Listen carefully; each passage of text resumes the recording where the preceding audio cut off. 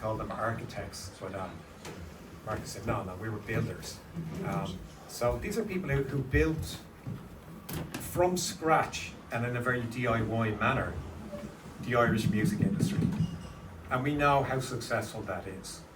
And all of the students' unions and Ents Officers that are speaking tonight were chosen very deliberately to tell those DIY stories. And those stories, I don't want to say they end, but they change direction just after Colm O'Dwyer, when MCD became more prominent in organising student entertainments. So we're seeing the legitimate foremothers and forefathers of the Irish music industry. And I thought it would be, to quote Edwina, I thought it would be brilliant. To start with Edwina and PA, because I met PA through Edwina. Edwina was the first female Ents officer in Trinity College. There had been a female Ents officer in UCD in 1977, but it was I remember it being quite a significant moment. And the album that, when I'm surrounded by these two people, the album that I think of is Songs About Fucking by Big Black, because Edwina had the first copy of that I had seen in Ireland. And besides you, maybe? Yeah, maybe PA brought it in. Okay, here's what I'll say, PA, maybe it was your album, but you didn't make the beans and the toast. And Edwina fed a lot of us very inexpensively, but excellent nutrition. So, welcome everyone. People who are busy on a Monday night, and we're recording these thanks to Danielle, because I do think they're part of our cultural history, and it was often the biggest payday for a local band to get a gig from a college. And maybe we'll start with Edwina, but we'll crisscross. Niall, this section's going to be 20 minutes, so if you give me a nod, just when that's ended. And okay, there we go. yeah. So, Edwina, how did you end up running gigs in Trinity College? Was there someone doing it before, and were you helping them, or did you just come in and take over? Well, I remember when I was 16, Mick McCotton was the Ents officer, and I used to come into gigs in Trinity, and he was like inspirational. And I see you around hanging out with him, and I just went, oh, I kind of like to be them when I grow up. So I got into Trinity, and I tried to join Ents at the time, but it was very male dominated, and it was very kind of like, if you weren't in the clique, that's the way it was. So I decided then I'd go for, I still tried to do Ents and music, and I had been involved in the jazz. I knew the Guilfoyle brothers who ran music down in New Park, and I was involved in helping with the jazz, doing flyers or whatever. And then I got into Trinity, and I said, okay, I'm going to go for being Ents officer, even though no other woman had done it before. But I had a lot of people behind me, and I loved going to gigs, and I used to go to lots of gigs, and I mean, go to Paranoid Visions. I was actually thinking, I did a great gig. One of the first gigs we did was for abortion information, and it was Paranoid Visions were headlining, and it was the first time it was the really posh place in Trinity. What was it? It was the atrium. And they never had a gig in the atrium, and I persuaded Trinity to let me do a charity for the right to information, and Paranoid Visions headlined. I think we weren't allowed to ever do a gig ever again. But anyway, it was kind of we had loads of bands play. Who do you remember that played? Well, Therapy to me, yeah, at that moment, and yeah. I know they've spoken about it since. Therapy have described how traumatised they were by your hospitality. Oh yeah. So would you like to tell us a little bit about that? Well, actually, it was all your fault, because Mick was doing something up at NCAD. He was doing a gig with Therapy, the first gig, and we went up, and Mick would always kind of say, I would put up bands. He'd say, oh, do we have, you know, I think in the Cimmerills and, you know, we had different bands stay, and he'd go, will you put them up? But he decided to tell me there's this band Therapy, and will I put them up? I said, no problem. He said, oh yeah, by the way, they're straight edge. So I said, oh, that's grand, yeah. So we went to the gig, it was brilliant. They all came back, and I literally had a tea party in my bedroom. So I had a big rug, and I had pots of tea and sandwiches and Mr. Kipling cakes. And they all came in at 1 a.m, and they ate everything. And then they handed me a bottle of vodka and I kind of looked at them and I said, oh, you drink? And they were like, yeah. And then I started roaring laughing because he took total make out of me. So then obviously we drank all night. Yeah, I like to help people where I could. But later on, I was in LA, they flew me down to LA to a gig, and they were doing a big, huge gig, and I think Dogstar was supporting them. And when I came on the bus, you know, the tour bus, they made a big fuss about me because I was in from Dublin and all that. And all the A&R people were like, who's this woman? And they just went, she throws the best tea party in Dublin. So they didn't know what that was for, but anyway, I'm renowned for my tea parties. You know, and we, you know, that was just our thing, to take the piss out of anyone we liked. So, that's how we lived.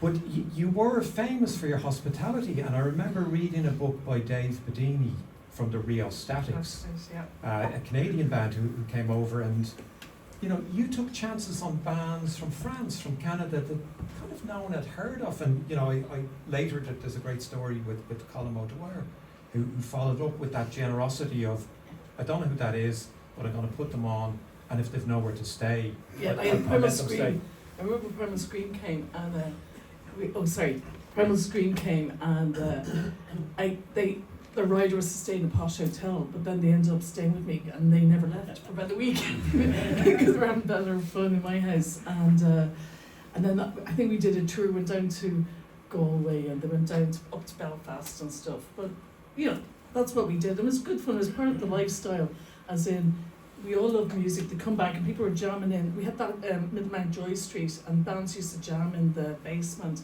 and then we, you know, had bands stay with us. And I used to actually make food for the JCR, and the cat used to put little paw prints on all the biscuits and stuff, and then we'd sell them in the JCR. I mean, innocent times, but you know, we had lots of fun. And Neve was in class with me back, and Julie, and there was little Juliet, and there's all those great people, and we had like, I suppose we had the music, and we loved the music and putting on the gigs.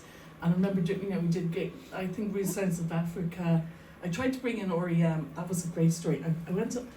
I decided to bring up REM in London, and they were like, who's this person? And I said, I'm the Ents Officer in Trinity. So they flew me in, and I met them with Bob Gold. And I think that MCD beat me to the, you know, they got them, I didn't get them. But I was trying to get them for the ball. But we ended up getting, I think it was first the Beehive, Bad Manners. We had this, the Laz and that Petrol Motion. That was a brilliant gig up in the castle after. So it was really good fun. And then I went off after college. Then I went to America, and then I started booking bands on the West Coast, and then got into film. So now I'm a film producer. So that's kind of, and I'm still looking after people and putting people up. Yeah, you know, but that's the really interesting thing about young people with that spirit of DIY, and we're going to do something. Like, you mightn't have had the money, you mightn't have had the budget, but you did something, and You what you blagged your did, way. yeah, you blagged your way, but Yeah. you also provided a lot of fun for people like me who loved going to gigs in you know, in good circumstances. But most of the people didn't end up in the music industry, you know. So people like Billy McGrath, people like you ended up in film and television. And, you know, you mentioned the Golden Horde, and to me, at that moment in Irish music history, the bands that I would always go and see were Paranoid Visions, the Golden Horde, or Not Our World. Yeah, Not Our World, I love them as well. Yeah, and when I was doing the research for this, I found an article by a journalist by the name of Pat O'Mahony, Yes. and And he wrote, he had a quote from Edwina about, I just had not our world's play at the Valentine's, like The Valentine's Ball, yeah. no offense to Niall. I remember that. Yeah. But people would be still laughing about it to this day. Yeah, when I think of romance, I don't think of anarcho crust-ish, casual gangsters playing their punk rock. But the great quote from you to Pat was, "Oh, you missed them. They were brilliant." But Peter, some people know, Peter is in Paranoid Visions, who were, not arguably, they were Ireland's worst band. For anyone who's, no, they've changed. Like, for anyone who saw them, like, it was very, very low resource, and there weren't a whole lot of people queuing up to book you gigs, so... Nobody was queuing together. Yeah. So how difficult was it for a punk band at that moment in That was history? impossible. It was impossible to sorry, I pulled this. Yeah, it's impossible to actually get a decent gig. I mean, the gig scene had closed down at punk rock after the Radiators Belfield gig, so that was the end of that. We did very well in fairness in Trinity College, thanks to Mick McCann. We must have played about 7 gigs at lunchtime in the Buttery, which were absolutely amazing, but they were always absolutely rammed because we couldn't play anywhere else. So it'd just be all these hundreds of... We kept doing Battle of the Bands competitions, and we were really bad. But the audience would go absolutely insane, and there'd be the entire punk scene in Dublin would come to see us playing 3 songs, and we'd go down an absolute storm, and so the judges would go, well, you know, Sinead O'Connor was pretty fucking good, but and it's like, you know, these lads really got the audience going, but we can't have a band like that win. So some piece of shit you never hear of ever again would win, and we'd always come second. That was always the way. The only time we won was we played one at the Comedy Youth Hall, I think it was, and one of the judges was some sort of an IRA spokesman, and we had a song about the prison system, and he said this is the best band on the day, and nobody was going to so we won, and we won 200 quid, and I remember some of the other bands were looking at us and going, oh, come on, they didn't even, you can tell they hadn't even rehearsed. We were kind of like The Fall, but you know, not like The Fall. No, but you played that important role of kind of tapping into that early punk energy of 76, 77, but then into the anarcho-punk of the Poison Girls, and they're very important to you, and you played in Limerick with them, and Crass. So how important, you know, was someone like Edwina having an ally in Trinity College, which had a load of venues, like there were a load of options. We had loads of gigs. We were doing gigs everywhere. We did quite a few gigs for Edwina, and I mean, the thing with Paranoid Visions at the time, and to be honest, like, you know, still now, is that we love feeling that we've been downtrodden. We love feeling that we've been left out of things, and we really love the fact if we haven't been invited to do something, that it's everybody's fault but ours. We love that shit. And so we never played the Trinity Ball. Even though we were really good friends with Edwina. How did you play the ball? No, really good friends with Mick McCann. And I remember saying to Mick McCann years later, we never played the Trinity Ball, like, and he said, well, you never asked. I went, it suited us much better not to be invited. You know, we always didn't play the fucking Trinity Ball again. All that shit that's on there, let's get a flag and go in and tell people it would have been better if we were playing. We saw everybody else there, you know. Sorry, Peter, though. Yeah. I mean, you never asked me. I never asked you. No, never have asked to actually play the Trinity Ball. Or any other gig for that matter. You know, we were too busy. Well, we've never been invited to play at that gig. That's fine, we'll book our own gig. So, and that was the DIY punk rock thing. We just book our own gigs, promoted ourselves, and no one else is going to tell us what to do or be given an opportunity to even invite us to play. Because I think maybe I had Not Our World played the Trinity. Yeah, I think Not Our World played. Yeah, maybe that was it. Crowd pleaser there. Another crowd, but at least they could play it in time at the time. Okay, Edwina, like, speaking of the Trinity Ball, Yeah. like at the time when the Trinity Ball was organised by students, before, like it's now owned by MCD, Yeah. and they just book all the bands and they tell the Ents Officers and Trinity, that's who's playing, go and enjoy it.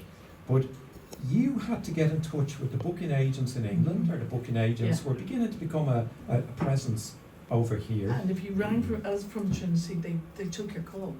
Yeah. Because Trinity had more money than most of the commercial promoters, and was it 2 years? I think the budget at the time, and that was '89, was 100,000 to put on the Trinity Ball, and that was like I had 6 stages and 30 bands, and all the lights and the whole thing, and the top band got 10,000, and then I remember I had to divvy up the money because that $100,000 paid for everything. So then you'd kind of then have X amount for the bands, and I remember all the bands I had all the Irish bands on 1,000, I think, at the time. So every band, say if something happens or a house or whatever, and then maybe they did the lunchtime gig and they got 500 but that was pretty good money back then. And then I forget that price. So there were the different prices, but the big band got 10 grand. And that was it. And now that was a lot of money for 100 grand, huge budget, but keep in mind, it's been spent by students. Yeah. It's been spent by amateurs. It's pure DIY. Yeah. And at the time, the Trinity Ball was the biggest, I don't know what this means. It was the biggest thing in Europe. Yeah, it was the biggest social event of its kind, student run in Europe of anything. And famously, shortly before your time, Public Enemy had come over, and was Public Enemy's certainly first, but probably only gig to a white audience in tuxedos and long dresses. But they handled it incredibly well. It was the most money, I was there, so I saw the contract. It was the most money that had ever been spent by the Trinity Ball. They got they got 6 grand at the time, which was the most, and they got that money because they were working for Rush Management. Management looked after them, but a former Ents officer, John Reid, some of you might know, John Reid was working for them, so he knew how much money Trinity would have, and it came to that. So, the Cure played the Trinity Ball, the Public Enemy, the last, those are really significant cultural moments, but there was always that really sad tension between outsiders, who the college authorities didn't want in, and people like you who were putting on the gigs who thought, let them come in. Yeah. So in the old days, UCD were able to let people in, and they had marvellous security, and Marcus will probably tell us a bit about the legendary security at the UCD gig, which at the time was the biggest gig in Ireland. But for something like the Trinity Ball, like, how much time did you put into it, or how long before? Like, were there some? You had to. When you start being Ents Officer a year, you knew I'm going to have this big ball, and then you kind of like it took the whole year, and I wanted to have gigs every day. Like I had the Ed Burke, I had the Buttery, I had the JCO, we had the Atrium. I looked at every. Once. I looked at all the venues and I was trying to cater. Like I said, okay, can I put jazz there, DJ. So every night, I think I had music play in Trinity every single night of the week. And I think I had a wage of £70 a week was my wages, and I got free rooms in Trinity. And all the money that I made went back into putting on gigs.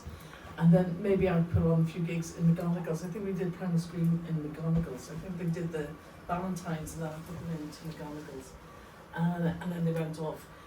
But I remember when you get the gigs, you'd use the bit of money you had from Trinity, say, to pay them. I forget, I'd have to think about how much I had to pay them. And then we'd put them on other venues, and we'd literally only have enough money to buy to make the posters, and we never made a loss. We got enough money at the door to pay for it, and we didn't make a lot of money, but it paid for their accommodation, it paid for the gig to be put on, and paid for the posters. But we didn't have a pot to piss in, but we pulled it off by the skin of our teeth. In Bolton Street, at the other end of the scale, Bolton Street had a budget figure 300 quid for the year. Quite genuinely, and prior to my time there, I was the Ents Officer there for 2.5 years. 2.5 because the first half I was on the Ents committee and the guy dropped out of college.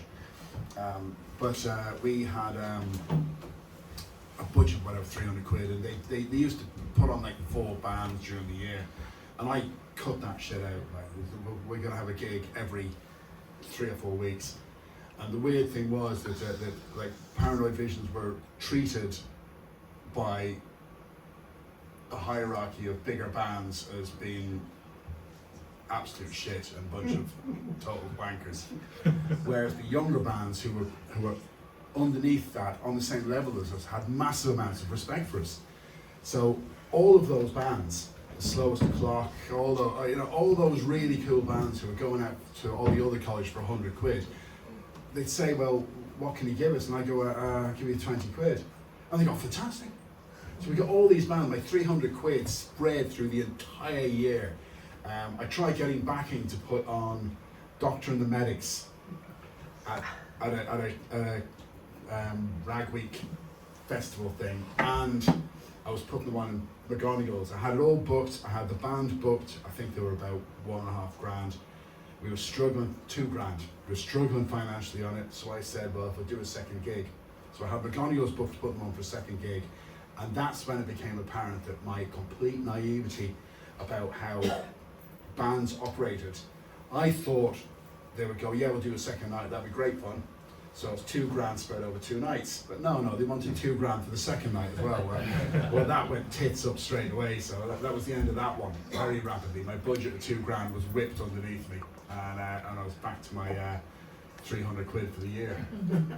Yeah, and you know, when Mick McCaughan was elected Ents Officer in Trinity, he said, how much money, what's the budget, what's left over? And they said, there's nothing. So he had 0. So he had to make money. He put on Hothouse Flowers twice every lunchtime. I had them on as well. I got them on cheap. So who else did you? I got Hothouse Flowers because I saw them busking on Grafton Street. And I said, I think this is really good. They were really good. Like they were shit hot. And they did a cover version of the Stooges of A Cock in My Pocket, which was the best version I'd ever heard. And then when the record was coming out, I can't wait to get this record. Oh, brilliant. What the fuck is this? They were diabolical. But when I had them in Bolt Street, they were amazing. It's true, like I remember when we started off in Trinity, I had minus 2,000 starting. The ball was separate. And I remember the lunchtime gigs, I did those for the tourists. And we made so much money, paid off the debt, and started off with money, and that's how we did it. We got all the American tourists in and had diddly eye music with like sandwiches upstairs or something, and made a fortune. But again, just in context, there were very few things for American tourists or tourists from anywhere to do at lunchtimes at that time. So I think the colleges were very important in that. And like any Dublin bands, any Irish bands that you booked, that you look back and think, I'm glad I gave them a shot. Yeah, there's a band on it, I wish I could remember the name of this band, honestly, I really wish. I don't think they came to anything, but they were a 2-piece band. They dropped in a demo tape to me. And I listened to the demo tape, it was this like Pet Shop Boysy sort of synth music.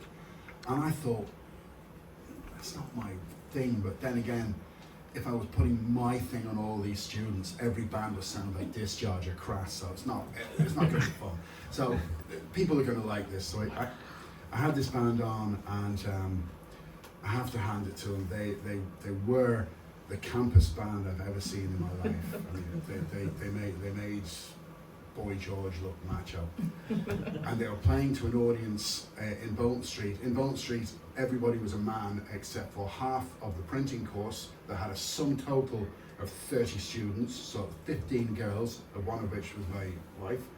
Well, she wasn't my wife then, obviously, clearly. And the architects had about 6, so everybody else was male, and everybody else was an engineer, and they were all very, very butch. And after I had that band on, they called a meeting to have me brought up, virtually on charges of inflicting my taste in gay music on the audience. And I mean, all I thought the entire gig was, you know what, they're actually pretty good, but I have to hand it to them. They are taking no shit. They did not care less. There was people blowing up condoms and floating it down at them, and the abuse that these people got. They had no cares in the world. And afterwards I said, you know, I have to hand it to you. That was fucking brilliant. And I'm glad you enjoyed it. And off they went. But I'm pretty happy. God knows who they are, like. They're probably Pal Manning. Okay, so instead of a raffle tonight, because raffles are such a failure for us. There's a raffle millionaire in here, which is why we're not doing a raffle. But instead of a raffle, we're doing a quiz. So if anyone knows who that band is, Peter Jones will buy you a pint. I really will. And we'll talk to you about the new Ireland that we live in. And it's the second prize. Yeah. Edwina, what local bands did history kind of forget? I remember you putting on Toasted Heretic. I love Toasted Heretic, and there was Toasted Heretic with the Galway guys and the Hunting Toadstools, and I brought in Bone Island Layabouts. They were from these. I'm just having flashbacks to all these bands, but Les Cimmerills. There's the Canadian band. What were they called The again? Rheostatics. The Rheostatics. They were great, and I remember seeing No Means No and Fugazi, who I think landed those bands. Yeah, there you are. And there was great, but I must say, doing the Valentine's Ball, I think, with Primal Scream was brilliant, and all the bands. That was a pretty good Valentine's Ball, I must say. You know. Okay, on that happy note, thanks very much to Edwina and PA. Thank you.